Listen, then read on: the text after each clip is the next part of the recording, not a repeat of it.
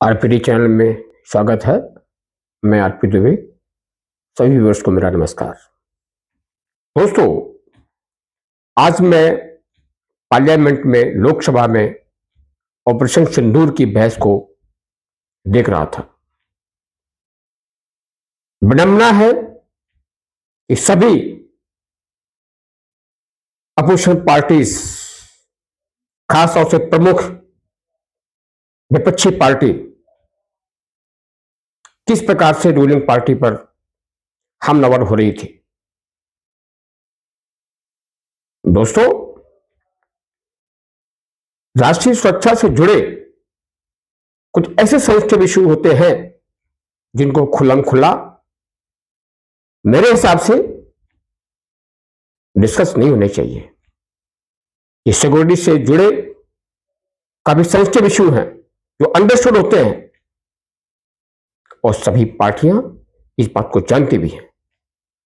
अगर वो अपने गिरबान में झांक के देखेंगे तो ये मेरी इस बात से सहमत होंगे। ये सभी सब्जेक्ट इतने डीपली डिस्कस नहीं होने चाहिए।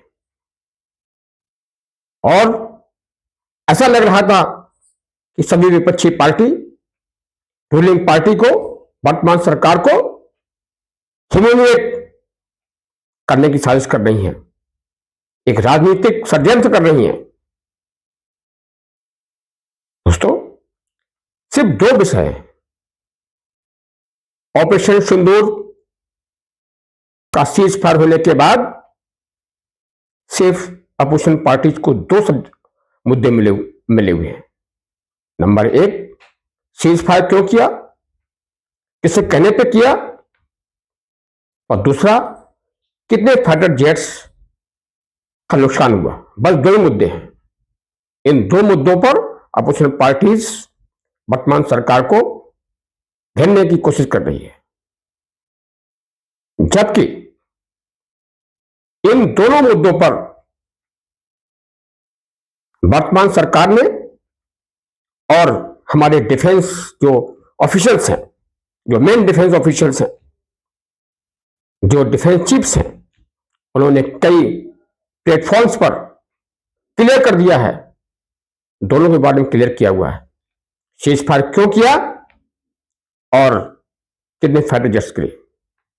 दोस्तों, ऑपरेशन सिंदूर में कोई सीज फायर नहीं हुआ है। रूलिंग पार्टी ने साफ कर दिया है, कई कई बार कह दिया है, बिन आज पार्लियामेंट में भी कहा है मोदी साहब ने कि ऑपरेशन सिंदूर ये सीज फायर नहीं हुआ, ये जस्ट एक पॉज है। इसमें पाकिस्तान गवर्नमेंट को, देश को एक मौका दिया गया है प्रूव करने का, और साफ बोल दिया गया है कि अगर इस प्रकार की कोई हरकत आगे हुई बॉर्डर पर तो उसका जवाब, गोली का जवाब गोली से दिया जाएगा। दोस्तों, जहां तक अपोजिशन पार्टीज का सवाल है, ट्रंप ने 29 बार कह दिया कि सीज फायर उनके कहने से हुआ, जबकि सरकार ने कई बार मीडिया पर्सन्स को ब्रीफिंग में भी कह दिया कि पाकिस्तान ने इसके लिए अप्रोच किया था। दोस्तों, जब पाकिस्तान ने देखा इसकी तबाही, एयर बेसेस सभी उड़ा दिए गए हैं, 11 एयर बेसेस को एक आधे घंटे के अंदर उड़ा दिया गया, और अगर जरा से भी देरी होती सीज फायर में या फिर पॉज देने में ऑपरेशन को, तो शायद पाकिस्तान का एग्जिस्टेंस भी खतरे में हो गया होता। उनकी एयर पावर को बिल्कुल क्रिपल कर दिया गया था, क्योंकि फाइटर जेट्स उड़ने का कोई स्टेप नहीं थी।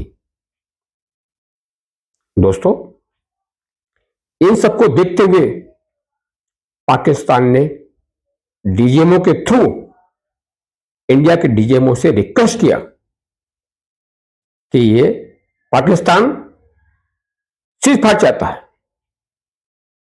हो सकता है कि पाकिस्तान ने ट्रंप से रिक्वेस्ट की हो कि पाकिस्तान की हालात हो गए हैं, हमें सीज फायर तुरंत चाहिए, इमीडिएट चाहिए, तो हो सकता है कि ट्रंप ने कहा हो पाकिस्तान से कि अपने डीजीएमओ से, इंडिया के डीजीएमओ से बात करो। तो इस तरह से दोनों देशों के डीजीएमओ के बीच बात हुई। और दोस्तों, इस सीज फायर होने के 2 घंटे पहले जो वाइस प्रेसिडेंट थे यूएसए के, उनका स्टेटमेंट आया था कि इन दोनों देशों के बीच हो रहे युद्ध में उनका कोई सरोकार नहीं है, ये दोनों का बीच का मामला है, वो अपने आप इसको सुलझेंगे। और उसके 2 घंटे बाद क्या हो गया कि ट्रंप ने सीज फायर करवा दिया। चलो छोड़िए आप, खैर मैं मान लेता हूं कि 1% केस में ट्रंप ने सीज फायर करवा दिया। तो दोस्तों, क्या गुनाह हो गया भाई? जब 2 लोग लड़ते हैं या 2 देश लड़ते हैं, कोई थर्ड पार्टी आ भी सकती है बे बचाव करने के लिए। इसमें कौन सा गुनाह हो गया? दोस्तों, आप देख रहे हैं रशिया यूक्रेन का वार चल रहा है, अजरबैजान और आर्मेनिया का वार हुआ 5 साल पहले, और अभी इजराइल और ईरान का वार हुआ। क्या आप लोगों को सीख नहीं है इससे? मैं और जो भारतवर्ष के जो प्रमुख राजनीतिक दल है, मैं उनसे पूछना चाहता हूं, क्या आप लोगों को उनसे सीख नहीं मिली? क्या इस वार का कंटिन्यूएशन हमारे हित में था? मैं कहता हूं कि बिल्कुल हित में नहीं था। जो हुआ वो बिल्कुल ठीक हुआ। वर्तमान गवर्नमेंट ने जो स्टेप लिया वो बहुत देश हित में था। साथ में ऐसा नहीं होता है कि सिर्फ एक ही देश की बर्बादी होती है। जो देश वार में इन्वॉल्व होते हैं, दोनों तरफ बर्बादी होती है। और जब इंडिया ने अपने ऑब्जेक्टिव अचीव कर लिए थे, तो क्यों इस बात को, क्यों ना हम लोग इसको जो है एग्री होते जो है इस चीज के लिए। हम लोगों को वर्तमान गवर्नमेंट ने इसके लिए सीज फायर के लिए एग्री तब हुआ जो हमारे पूरे ऑब्जेक्टिव पूरे हो गए, जो हमारे लक्षित उद्देश्य थे। दोस्तों, भारतवर्ष की पूरी जनता जानती है कि पहलगाम में जो अटैक हुआ 22 अप्रैल को, वो हृदय विदारक था। बहुत एक जघन्य अपराध था कि धर्म के नाम पर पूछ करके आतंकवादियों ने हमारे निर्दोष 26 लोगों की हत्या कर दी। लेकिन दोस्तों, उसके बाद ऑपरेशन सिंदूर के द्वारा पाकिस्तान को जो जवाब मिला, शायद उसकी आने वाली पुश्तें भी याद रखेंगे। दोस्तों, उस ऑपरेशन सिंदूर के बाद बॉर्डर पर शांति है। उस दिन के बाद से, सीज फायर के बाद से, कोई भी बॉर्डर पर इसका मैसेज नहीं है। ये क्यों हुआ? पाकिस्तान ने जान लिया कि ऑपरेशन सिंदूर से जो उन्हें चोट लगी है, अगर इस प्रकार की कोई भी वारदात अगर पाकिस्तान की तरफ से हुई, तो इस बार पाकिस्तान का वो नुकसान होगा, शायद इरिपेरेबल होगा। साफ साफ कह दिया गया है पाकिस्तान को कि भविष्य में इस प्रकार की कोई भी घटना बर्दाश्त नहीं की जाएगी। जहां तक रही बात मिस्टर ट्रंप की, जो बार बार कह रहे हैं कि सीज फायर करवाया, अभी भी पिछले भी 1-2 दिन पहले भी स्टेटमेंट आया था। दोस्तों, आप समझ सकते हैं कि इस प्रकार के स्टेटमेंट वो क्यों दे रहे हैं। उनकी F-16 फाइटर जेट्स जो नूर खान बेस पर खड़े हुए थे, ऑपरेशन सिंदूर के बाद के दौरान उनके F-16 फाइटर जेट्स को काफी डैमेज हुआ। वहां तो F-16 फाइटर जेट्स का जो निर्माता है यूएसए में, लॉकहीड मार्टिन, वो खुद वहां पर आए थे। दोस्तों, और अभी जो लेटेस्ट डेवलपमेंट्स हैं, जो ब्रिक्स समिट में हुआ, जो एससीओ समिट में हुआ, वहां जो डिसीजंस हुए, जो निर्णय हुए हैं, उससे वेस्टर्न ब्लॉक को, खासतौर से यूएसए की बादशाहत को चैलेंज कर दिया गया है, चैलेंज हो गई है। उनकी बादशाहत खतरे में आ गई है। इसलिए ट्रंप इस प्रकार का स्टेटमेंट दे रहे हैं।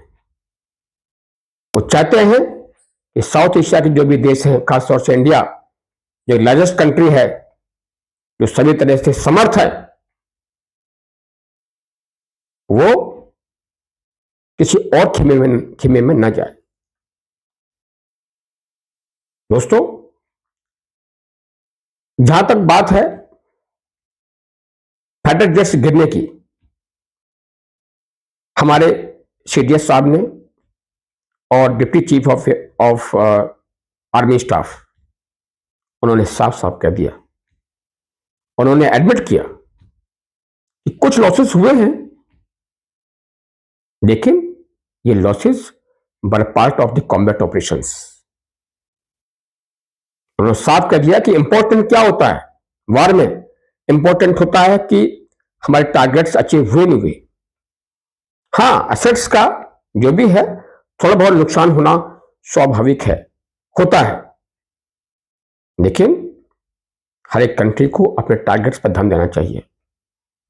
अब आप देख लीजिए, रशिया और यूक्रेन के बीच, यूक्रेन एक छोटा सा देश है, रशिया बहुत बड़ा देश है, पावरफुल कंट्री है। रशिया के 41 बॉम्बर्स को गिरा दिया था, मार दिया था, डैमेज कर दिया था यूक्रेन ने। तो क्या रशिया ने वार रोक दिया? चल रहा है। मेरा कहने का मतलब यह है कि वार में हमेशा कंट्रीज अपने टारगेट्स पर ध्यान रखती हैं, ना कि एसेट्स का डैमेज होने का। हाँ, प्रिकॉशन रखते हैं, सभी प्रिकॉशन रखने भी चाहिए कि हमारे एसेट्स डैमेज ना हो, हमारे मिलिट्री जो इक्विपमेंट्स उसका डैमेज ना हो, लेकिन थोड़ा बहुत होना स्वाभाविक है। और इस चीज को हमारे डिफेंस ऑफिसर्स ने एडमिट किया है, हमारी गवर्नमेंट ने एडमिट किया है। लेकिन फिर भी एडमिट करने के बावजूद भी ये बार बार सवाल पूछना, कहना, ये बिल्कुल ठीक नहीं है।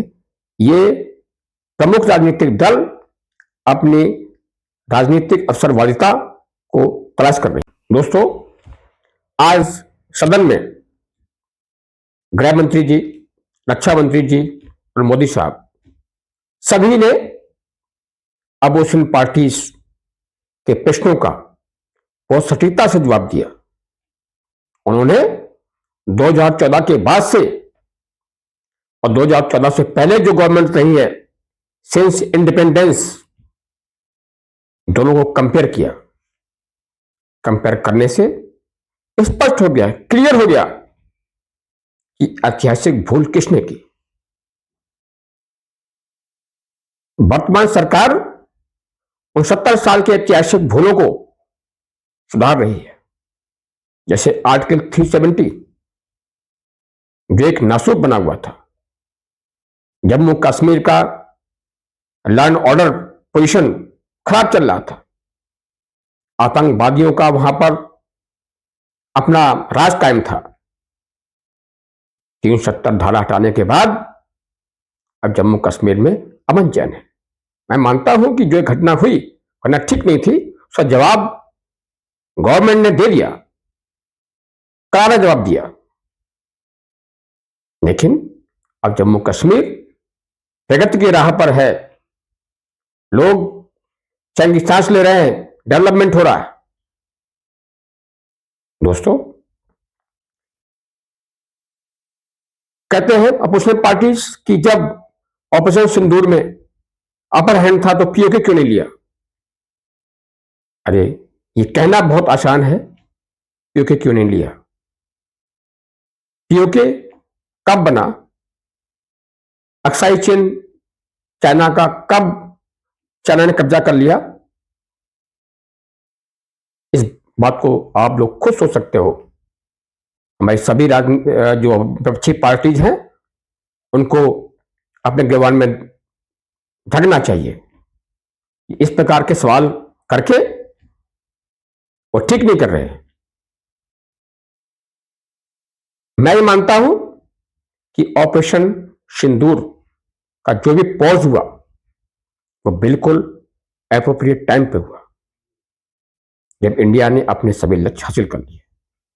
दोस्तों, ये जो 4 डेज का वार था पाकिस्तान के साथ, जिसमें हम लोगों ने, इंडिया ने ऑपरेशन सिंदूर के तहत पाकिस्तान को सबक सिखाया, ये हमारी मिलिट्री और स्ट्रेटेजिक विन थी।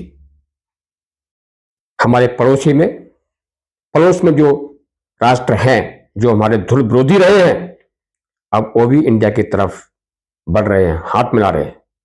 उनको पता है कि इंडिया एक मिलिट्री माइट बन चुका है। इंडिया डिफेंस सेक्टर में काफी आगे निकल गया है। दोस्तों, नेगेटिव जो भी है उसके बारे में तो बहस होती है, उनके हिसाब से जो होती है, लेकिन जो पॉजिटिव एस्पेक्ट हैं इस ऑपरेशन के, उस पर कोई बहस नहीं करता। इस स्मॉल कॉन्फ्लिक्ट के बाद इंडिया का डिफेंस एक्सपोर्ट इतना बढ़ गया है, कई कंट्रीज ने ब्रह्मोस मिसाइल की डिमांड की है। हमारे डिफेंस एक्सपोर्ट में एक काफी सर्ज आया हुआ है। तो अगर आप सीजफायर की बात करते हो, फाइटर जेट्स गिरने की बात करते हो, तो ये इस पहलू पर आप लोग बात क्यों नहीं करते? इस पर भी बात करनी चाहिए। दोस्तों, अगर आपको ये वीडियो पसंद आया हो तो आप इसे लाइक करें, शेयर करें और चैनल को सब्सक्राइब करें। जय हिंद, जय भारत।